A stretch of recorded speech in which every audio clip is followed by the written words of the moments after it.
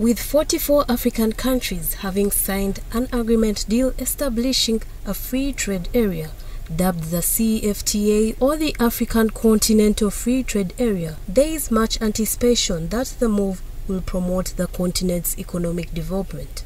L'intégration économique répond donc non seulement à une aspiration née du panafricanisme, mais aussi à un impératif pratique lié à la viabilité économique du continent.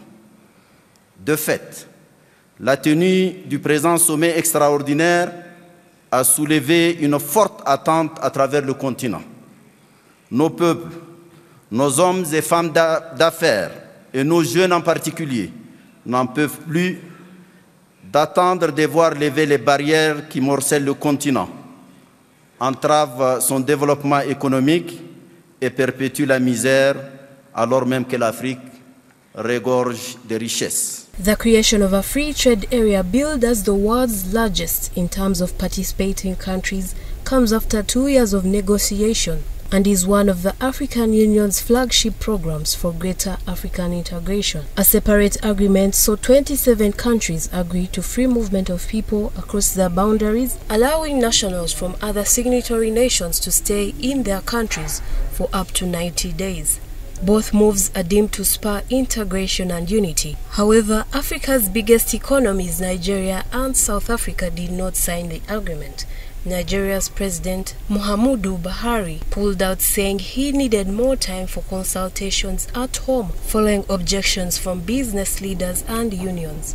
South Africa's President Cyril Ramaphosa hailed the agreement, saying it would catapult African countries and companies to higher levels of growth. However, he said he could only sign it once it was ratified by his country's parliament. Another summit is scheduled for Mauritania in July, where countries with reservations and those that have not finalized national consultations are expected to have finalized and also signed to the cause.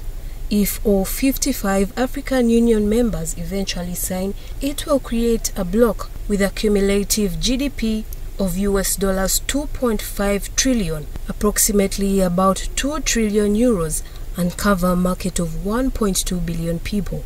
Currently, African nations only engage in about 16% of their business with each other, the smallest amount of intra-regional trade compared to Latin America, Asia, North America and Europe.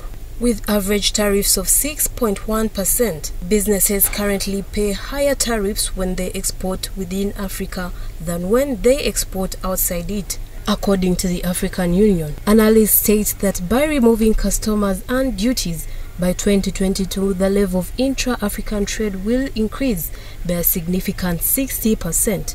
The CFT has been looked at as a way of having capacity to make Africa one of the largest economies in the world and enhance its capacity to interact on equal terms with other international economic blocs so as to match the changing times and the great speed in international fierce competition that leaves no room for the weak. However, critics highlight a number of reasons as to why realizing free trade areas in Africa will not work, namely poor infrastructure, the fact that many African countries do not manufacture goods their neighbors may want to import, as well as already existing regional trade blocs not working, among other challenges to deal with.